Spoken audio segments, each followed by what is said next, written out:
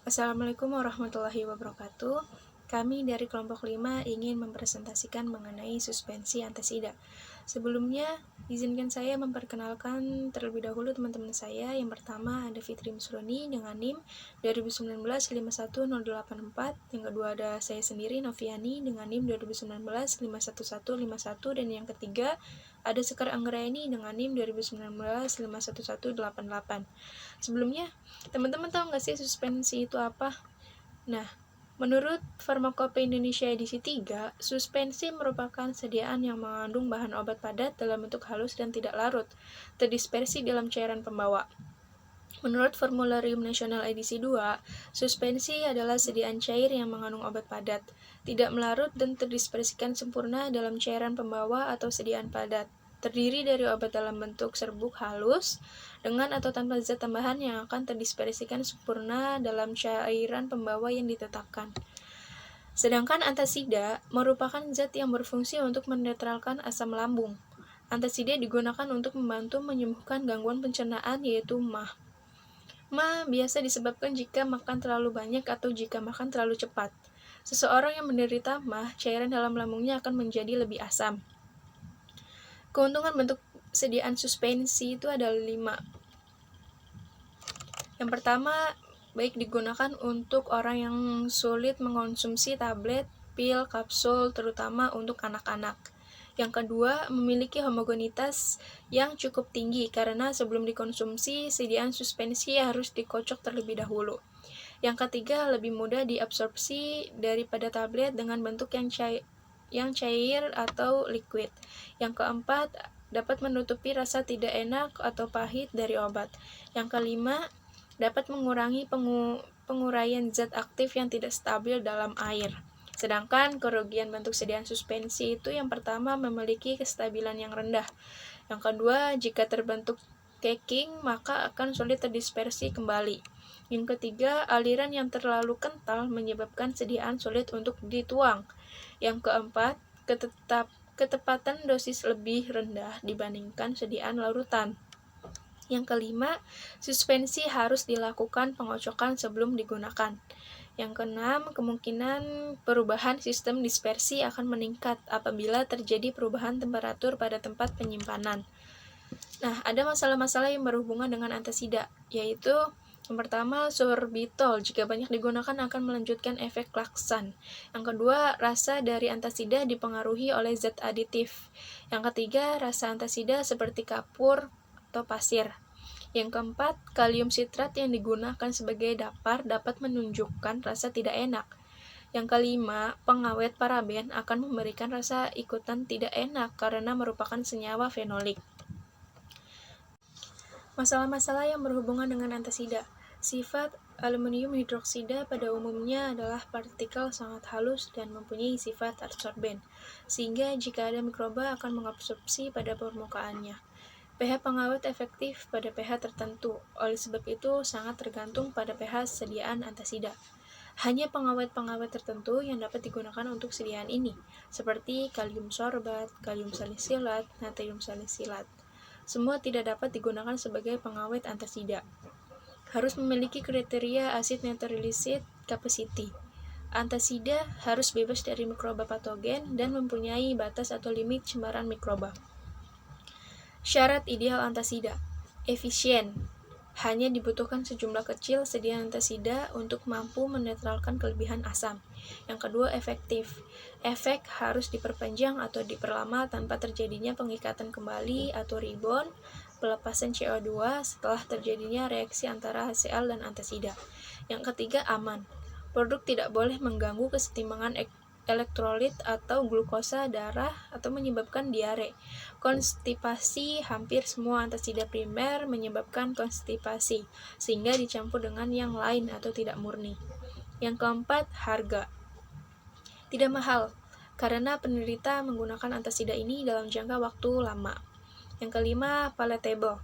Rasa menyenangkan atau dapat diterima oleh mulut. Adapun zat tambahan yang digunakan yaitu sukrosa, PGA atau pulvis gummi arabicum. Yang ketiga, karboksil metil selulosium natrium atau CMCNA. Yang keempat, aqua destillata, dan yang kelima ada propylen glikol. Pertimbangan dalam pemilihan eksipien, ada pun beberapa syarat untuk penggunaan obat suntik antara lain. Yang pertama, aman, tidak boleh menyebabkan iritasi jaringan atau efek toksik. Pelarut dan bahan penolong harus dicoba pada hewan terlebih dahulu untuk meyakinkan keamanan pemakaian bagi manusia. Yang kedua, harus jernih. Yang ketiga, tidak berwarna. Yang keempat, sebisa mungkin isohidris agar tidak terasa sakit dan penyerapan obat dapat lebih optimal. Yang kelima, sebisa mungkin isotonis agar tidak terasa sakit. Berikut adalah contoh formula. Tiap 60 ml mengandung aluminium hidroksida 300 ml, gel aluminium hidroksida kering 4,7059 gram, NaCMC 5%, gliserin 20%, sorbitol 25%, sukrosa 5%, sakarin 0,02%, natrium benzoat 0,10%, minyak peppermint 0,01%, Aquades at 60 ml. Yang pertama, aluminium hidroksida. Gel aluminium hidroksida kering mengandung tidak kurang dari 76,5% aluminium hidroksida. Aluminium hidroksida yang dibutuhkan adalah 300 mg per 5 ml. Jumlah gel aluminium hidroksida kering yang dibutuhkan adalah 10 dibagi 76,5 dikali 300 mg sama dengan 392,1569 mg per 5 ml. Untuk 60 ml, perhitungannya adalah 60 ml dibagi 5 ml dikali 392,1569 mg per 5 ml. Untuk 60 ml, perhitungannya adalah 60 ml dibagi 5 ml dikali 392,1569 mg sama dengan 4705,8826 dijadikan ke gram menjadi 4,7059. Yang kedua adalah NaCMC. NaCMC yang dibutuhkan adalah 5%. Bobot jenisnya yaitu 0,75 gram. NaCMC perhitungan adalah 5 dibagi 100 dikali 60 ml sama dengan 3 ml. Yang ditimbang adalah 0,75 dikali 3 ml sama dengan 0,0225 gram. Diubah menjadi miligram menjadi 22,5 mg. Yang ketiga, gliserin. Gliserin yang dibutuhkan adalah 20% gliserin. Perhitungannya adalah 20 dibagi 100 dikali 60 ml sama dengan 12 ml. Untuk sorbitol yang keempat membutuhkan 25% dengan bobot jenis 1,49 gram. Cara perhitungannya adalah 25 dibagi 100 dikali 60 ml sama dengan 15 ml. Banyaknya sorbitol yang ditimbang yaitu 15 ml dikali 1,49 gram sama dengan 0,2235 gram diubah menjadi miligram menjadi 223,5 mg. Yang kelima adalah sukrosa. Sukrosa yang dibutuhkan adalah 25%. Bobot jenisnya 1,5 gram. Perhitungannya adalah 25 dibagi 100 ml kali 60 ml sama dengan 15 ml. Terus banyaknya yang ditimbang. Sukrosa adalah 5 ml di 15 ml dikali 1,56 gram sama dengan 0,234 gram diubah menjadi miligram menjadi 234 mg. Yang keenam adalah sakarin. Sakarin yang dibutuhkan adalah 0,02%. Bobot jenisnya itu 0,7 gram. Perhitungannya adalah 0,02 dibagi 100 dikali 60 ml sama dengan 0,012 ml. Sakarin yang ditimbang adalah 0,012 ml dikali 0,7 gram sama dengan 0,00084 gram diubah menjadi miligram menjadi 0,084. Yang ketujuh adalah natrium benzoat. Natrium benzoat yang dibutuhkan adalah 0,1%. Bobot jenisnya adalah 1,15 gram. Cara perhitungannya adalah 0,1 dibagi 100 dikali 60 ml sama dengan 0,06 ml. Natrium benzoat yang ditimbang yaitu 0,606 ml dikali 1,15 gram sama dengan 0,00069 gram diubah menjadi miligram menjadi 0,69. Minyak peppermint. Minyak peppermint yang dibutuhkan adalah 0,01%. Minyak peppermint yang ditimbang perhitungannya adalah 0,01 dikali 100 dikali 60 ml sama dengan 0,006 ml. Sekarang kita lanjut ke cara kerja. Aquades sebagai pelarut dididihkan, kemudian didinginkan dalam keadaan tertutup. Yang kedua, penimbangan gel aluminium hidroksida kering beserta bahan-bahan pembantu yang lain. Haluskan bahan-bahan padat yang digunakan atau diayak sampai rentang ukuran partikel tertentu. Selanjutnya ke dalam mortir, masukkan ke dalam mortir yang lain yaitu NaCMC, kemudian tambahkan aqua-D sebanyak bobot NaCMC, gerus sampai terbentuk massa jernih, disisihkan menjadi massa 1. Di dalam mortir, masukkan gel aluminium hidroksida kering, tambahkan gliserin sebagai pembasah, gerus kuat sampai homogen. Disisihkan lalu menjadi massa 2. Lalu tambahkan zat pensuspensi NaCMC ke dalam massa 2. Aduk sampai homogen. Yang selanjutnya larutan sorbitol, sukrosa, dan sakarin dalam air, kemudian tambahkan ke dalam massa 2. Aduk sampai homogen. Yang selanjutnya larutkan natrium benzoat dalam air dengan perbandingan 1:1,18. Kemudian tambahkan ke dalam massa 1, aduk sampai homogen. Tambahkan minyak peppermint ke dalam massa 2, aduk sampai homogen. Yang terakhir adalah tambahkan aqua-D sedikit demi sedikit, aduk sampai homogen, kemudian masukkan ke dalam botol yang telah ditara terlebih dahulu, yaitu 60 ml. Adapun alat yang digunakan adalah neraca. Neraca itu sejenis timbangan untuk menimbang atau menara bobot jenis obat.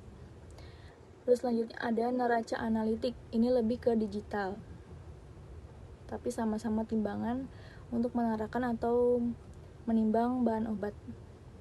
Terus selanjutnya ada labu ukur, ada gelas ukur, ada pipet ukur, ada pipet volume, ada piknometer, ada botol timbang, ada Erlenmeyer, ada beker gelas, ada pipet tetes, dan ada corong pisah. Selanjutnya saya akan menjelaskan tentang kemasan.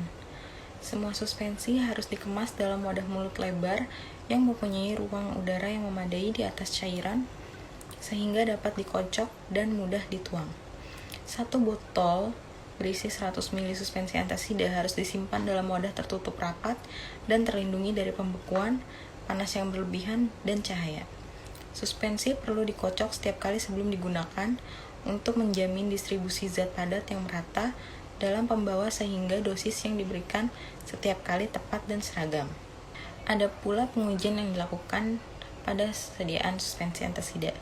Ada 10 pengujian yang dilakukan. Yang pertama itu ada uji organoleptis. Uji organoleptis ini dilakukan pengamatan secara visual meliputi bau, rasa, dan warna pada sediaan, serta pemeriksaan kelengkapan pada brosur, etiket, dan kemasan, seperti cara penggunaannya, cara penyimpanannya, tanggal kadaluarsa, dan lain-lain. Sediaan secara organoleptis tidak boleh terdapat perubahan bentuk fisik, yaitu bau, rasa, dan warna, sehingga tidak dapat diterima oleh pasien. Yang kedua ada uji viskositas.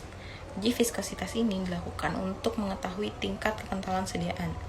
Viskositas dapat mempengaruhi stabilitas suatu kesediaan. Viskositas diukur menggunakan alat yang disebut viskometer. Sediaan dikocok terlebih dahulu sampai homogen, kemudian diletakkan ke dalam beker gelas dan diamati menggunakan viskometer. Yang ketiga ada uji penetapan kadar. Uji penetapan kadar ini dilakukan untuk mengetahui kadar bahan aktif pada sediaan. Selanjutnya ada uji pH. Uji pH ini dilakukan untuk mengetahui apakah pH pada sediaan suspensi telah memenuhi batas penerimaan yang sesuai, yaitu antara 7 sampai 8,6 atau belum. Uji pH ini menggunakan alat yang disebut pH meter. Diambil beberapa volume sediaan atau sesuai yang dibutuhkan, kemudian diukur pH sediaan menggunakan alat yang telah dikalibrasi dengan larutan buffer standar. Selanjutnya ada uji homogenitas. Uji homogenitas ini dilakukan untuk mengetahui apakah sediaan memiliki ukuran partikel yang seragam atau tidak, untuk memastikan bahwa bahan aktif dan bahan tambahan lainnya dapat tercampur dengan baik. Uji homogenitas ini dapat dilakukan secara visual dan menggunakan mikroskop. Selanjutnya ada uji berat jenis. Uji berat jenis ini umumnya digunakan pada sediaan cairan yang didasarkan pada perbandingan bobot zat di udara pada suhu yang telah ditetapkan terhadap bobot air dengan volume dan suhu yang sama. Uji berat jenis menggunakan alat yang disebut pignometer yang bersih dan kering. Selanjutnya ada uji distribusi ukuran partikel. Uji distribusi ukuran partikel ini dilakukan untuk melihat perubahan ukuran partikel pada sediaan. Pengamatan dilakukan menggunakan mikroskop. Untuk sediaan suspensi dapat diencerkan atau tidak. Diamati jumlah partikel kurang lebih 300 sampai 500 partikel. Kemudian frekuensi ukuran partikel diplot terhadap range ukuran partikel dan diperoleh kurva distribusi ukuran partikel. Selanjutnya ada uji sedimentasi. Uji sedimentasi ini dilakukan untuk mengetahui volume sedimentasi pada sediaan. Sediaan suspensi disimpan dalam gelas ukur dengan keadaan tidak terganggu. Diukur tinggi suspensi, tinggi sedimentasi, volume sedimentasi, serta volume akhir sedimentasi dari hari pertama hingga hari ke-7. Selanjutnya ada uji batas mikroba. Dilakukan untuk memastikan bahwa sediaan aman dikonsumsi pasien. Pada sediaan suspensi antasida, untuk memenuhi syarat bebas Escherichia coli, total mikroba aerobik pada sediaan tidak lebih dari 100 unit koloni per mili. Selanjutnya ada uji distribusi ukuran partikel. Uji distribusi ukuran partikel ini dilakukan untuk melihat perubahan ukuran partikel pada sediaan. Pengamatan dilakukan menggunakan mikroskop. Untuk sediaan suspensi dapat diencerkan atau tidak, diamati jumlah partikel kurang lebih 300 sampai 500 partikel. Contoh studi kasus. Perlakuan A yaitu pada pagi hari setengah jam sebelum pemberian obat, subjek diambil darahnya dari vena cubiti, selanjutnya diberi 15 mili sirup teofilin disertai air 200 mili. Darah subjek diambil selang waktu seperempat jam, setengah jam, 3/4 jam, 1 jam, 1 jam setengah, 2 jam, 3 jam, 4 jam, 6 jam, dan 8 jam setelah obat diberikan. 3 jam setelah pemberian obat, subjek mendapatkan makanan ringan dan 1 jam kemudian diberi makan dengan menu seragam. Setelah perlakuan A, subjek diistirahatkan selama 1 minggu sebelum mendapatkan perlakuan B. Perlakuan B itu dilakukan hal yang sama seperti perlakuan A, tetapi di sini subjek mendapatkan terlebih dahulu suspensi antasida sebanyak 5 mili dan sesaat kemudian sirup teofilin 15 mili. Sebelum ditetapkan kadar teofilinnya, serum darah disimpan dalam kondisi beku, yaitu dengan suhu minus 20 derajat Celcius. Kemudian hasil penelitian yang diperoleh adalah sebagai berikut. Kadar teofilin dalam serum pada perlakuan A dan B dapat dilihat pada tabel berikut ini. Nah, dari penjelasan yang sudah kita tampilkan tadi, kita dapat menarik kesimpulan bahwa obat dibuat suspensi karena obat-obat tertentu tidak stabil secara kimia. Bila ada dalam larutan tapi stabil bila dibuat dalam bentuk suspensi, dan jika ada bahan obat yang tidak dapat larut. Antasida tersedia dalam bentuk suspensi cair serta bentuk sediaan padat. Secara umum, suspensi antasida cair lebih disukai daripada tablet atau serbuk karena mereka lebih cepat dan lebih efektif pelarutannya dan memiliki kemampuan yang lebih besar untuk bereaksi menetralisir asam lambung. Dengan adanya materi ini, diharapkan para pembaca dan pendengar memahami tentang sediaan suspensi antasida dan semoga dari presentasi ini menjadi acuan pula dalam melakukan penelitian pengembangan. Akan tetapi, presentasi kami masih jauh dari kata sempurna sehingga kritik dan saran sangat kami butuhkan guna memperbaiki presentasi kami agar jauh lebih baik.